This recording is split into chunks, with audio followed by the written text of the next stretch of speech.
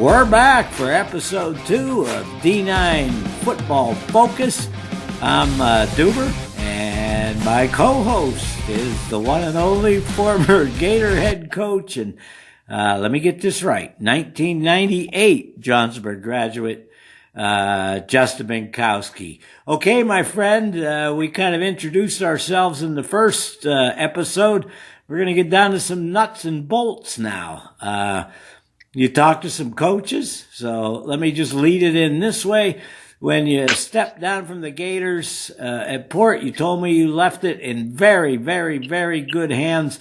So we're going to start off with you talking a little bit about what you had to say, what you and Cliff talked about, my friend. Let's start with the 226 look for the Port Allegany Gators, Justin. Hey, I'm glad to be back here, man. Before we get started, I know I've talked to the coaches, and I promise I'm not biased, but my daughter Ella wanted to make sure she wishes well to the Gators. So go Gators! All right. So there you go.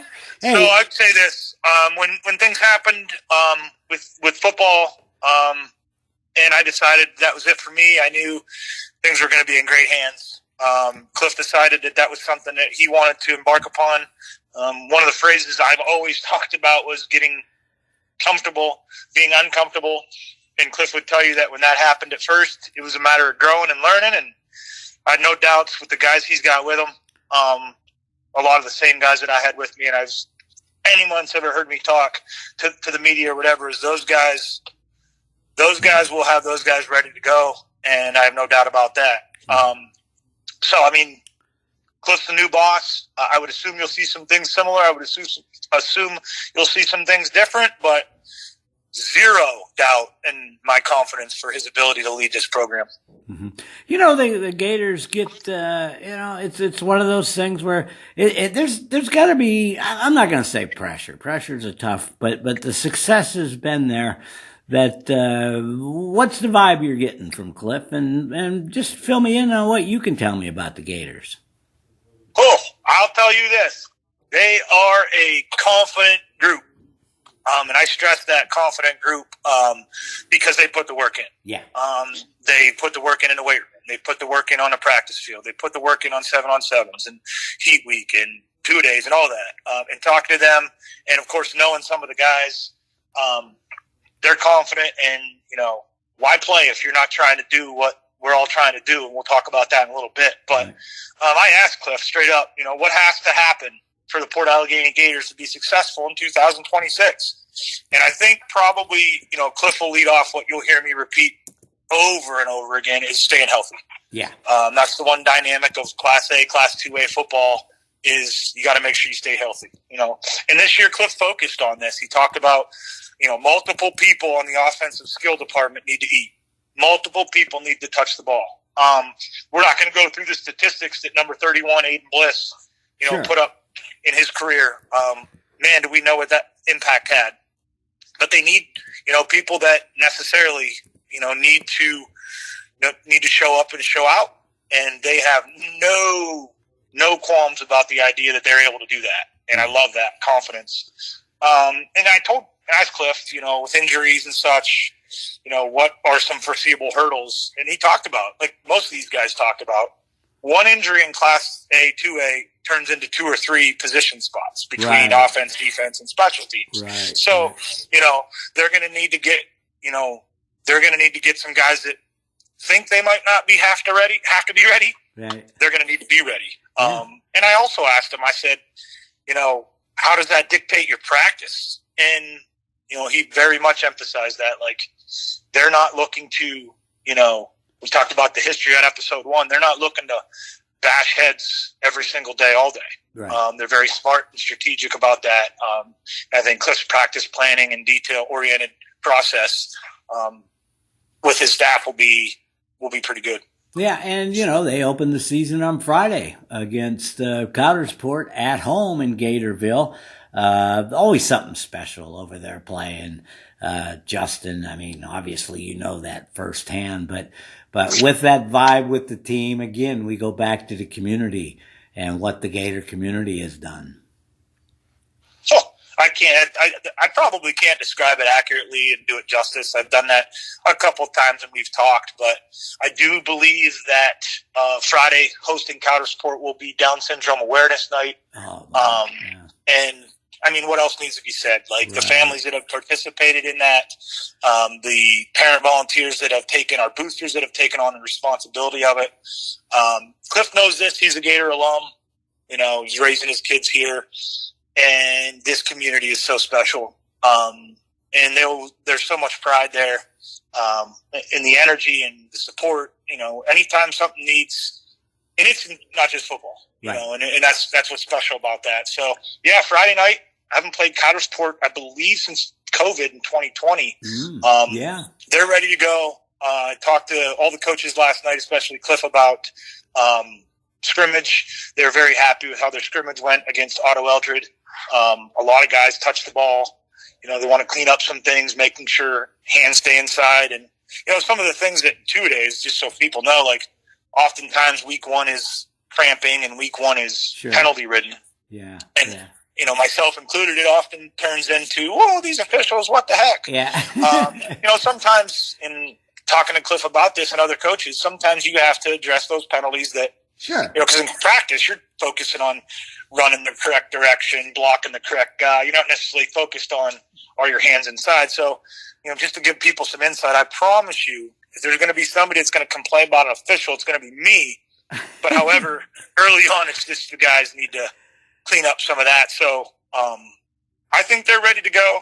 And there's going to be some guys that are going to lead them pretty consistently throughout the year, I think. Yeah, that's why I'm excited we get week one out of the way, buddy, and then we can start hitting on these kids. Because, again, I use it often, I was told, but that is what it's all about. So, Port Allegany isn't good. The gentleman that's coaching Ridgway, Mark Heindl. The cool thing about this is your connections with these guys. So let's talk about the Alkers. They finished the regular season 5-5 last year. Lost to Red Bank in the playoffs. But what's Mark saying over in Ridgway?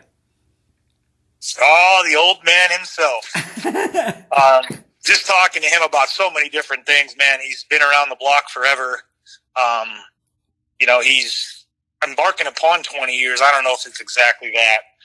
He doesn't count, but he's still laser focused on everything that has nothing to do with football. Right. And that's what I love most about Mark and his experience. And, he's a mentor of mine, a couple years older than me, went to college with my brother at Edinburgh. He just is, it's so much more than, whatever it is that catching, running routes, passing, tackling is supposed to be high school football. And I just love that they're prepared for real life. God knows Mark likes to complain and gripe. Yeah. And he makes sure those kids hear him. And it's always for a purpose. But some of the quotes he gave me, meaning how prepared they are for real life is so much more important than, hitting the right hole, executing the right stunt. But through just that growth and that, corrected, constructive criticism, being coachable, I think that's got Mark really excited, because he said on several occasions he's got a ton of character and a ton of just good people on his team. Yeah, and I know that one thing, he was very impressed with the off-season workouts, and really, he credits a lot of that where Denny Heindl helped him out with the weight room. And, it's like, hey, somebody's putting that effort into getting us this. We're going to use it. And that's always special. And, of course, I was around Mark from 2018 through 24, and we just gained a special relationship, and I with the Alkers. But I got to ask you, because it's a little bit of a history question, but did you ever think Berg and Ridgway? Back in your playing days and how that co-op has come. I'm going to keep those skeletons in the closet in terms of some of the things that Elkers and Rams did to each other. But I really, truly, to be honest with you, I learned when I was in college and I played men's league slow pitch softball with some really good dudes from both Berg and Ridgway. And I realized that, holy cow, these guys love each other. There's so much respect for each other. And as any co-oping school, talking to several coaches. We'll talk to Davey, Central Clarion. We'll talk to even a little bit with Matt and Kane in his co-op. But it's just the idea of the kids respect each other. But I think truth be told, when you look to your left and look to your right, Mark's established that. Mark Heindl deserves so much credit.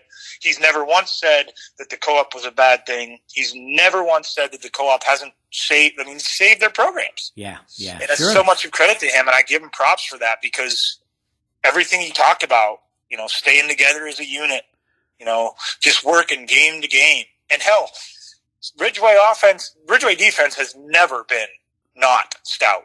Yeah. As long as Mark Heindl's been the coach, their defense is legit.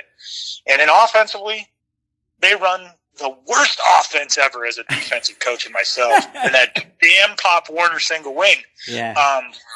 And Mark will say that. Tony Gergen, the OC, is tremendous with that, the former ECC coach. I mean, Mark is the least, the most humble, the least egotistical guy. And he just promotes that. There's tough times. They got a tough schedule he talked about. He talks about the solid offense and defensive lines. Like, playing is one. At the end of the day, for 2 hours, I don't care if you're a Ram or an Elker. We wear Elkers, so we're Elkers for the team. Mm-hmm. Yes, we play some games in Berg, such a special place to play football at. But I think Mark deserves a lot of credit for that in terms of, he's won. Yeah. Nobody can take that away from him. He's won. But he's also built a ton of kids that are proud to be Elkers. Yeah, and I would be remiss to say, and you've pointed out to me often, that in 2024, the game they gave you down to Ridgway kind of was a springboard for the Gators. Absolutely. That was an eye-opener. I can remember some uncomfortable conversations with the coaches and myself between that Friday night. We always have a mantra when I was coaching that, win or lose, you make sure you take time to take a breath and enjoy your family and enjoy your, kids and your football family and all that. But after that wasn't necessarily, one of those. So, Mark woke us up, the Gerd boys and, all those guys at the time, like, they woke us up. That's when we made a quarterback change and all that stuff. So, we'll talk about the players and all that. Yeah. Mark Heindl, Ridgway football, and all his guys, because he gives nothing but credit to everybody he's coached with. I think if they stay healthy with that offense that is not traditional in 2026, they'll stay focused, because if they don't, they'll have to hear that short little man talk about how they need to be better. Yeah. And it's going to be cool to see, because like he talked about, there's no sport like football. Right. And he prepares them for it, just as, already talking about Port, and we'll talk about some other coaches. These guys are all in with their players. And we'll talk about the locker room time. We'll talk about what happens in between and all that as we go throughout this process. But there's nothing that people can question these coaches in terms of their energy, supportive father figure, big brother figure, depending on their age. And Mark Heindl's probably that father/grandfather in District 9 football. Oh, that's cool. And, they had that success of 4 straight district championships, some lean years. And to me, 2024, my last year, it was just cool to see the progress from, there was a kind of a good drop off there, and just see them. And then last year, they finished 4-6 regular season, 5-5 last year. So certainly looking forward to that. And they open up Friday night. I'm going to throw you out our order here a little bit, but they open up Friday night in St. Mary's against Coach Dworek. Chris Dworek and the St. Mary's Dutch, and that's going to be cool, Justin, because they will be handing out the first ever Elk County trophy that night. So that's kind of a little added bonus to the action. Let's talk about the Dutch and your conversation with Mr. Dworek. Oh, the most positive, supportive, you got that, kid-friendly head coach Chris Dworek at St. Mary's.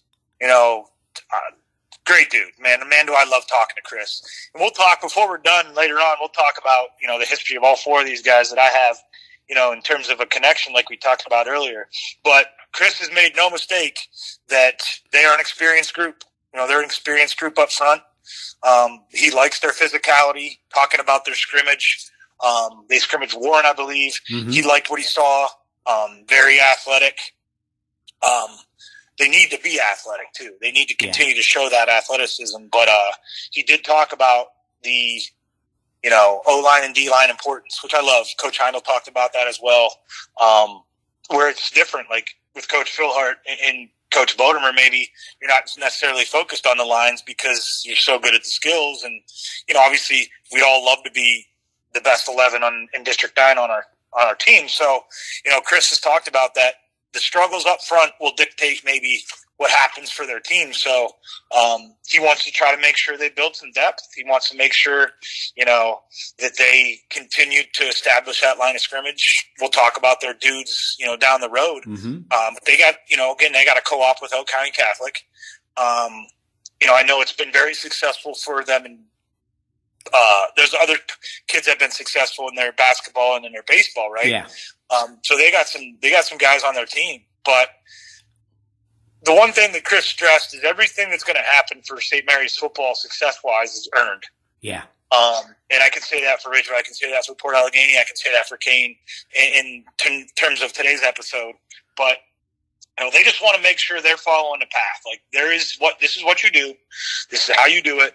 There's always humps and there's always bumps. But I think that Ridgway St. Mary's game, Doob, I think could be a hell of a game because you're going to have two really prepared teams, two really experienced coaches.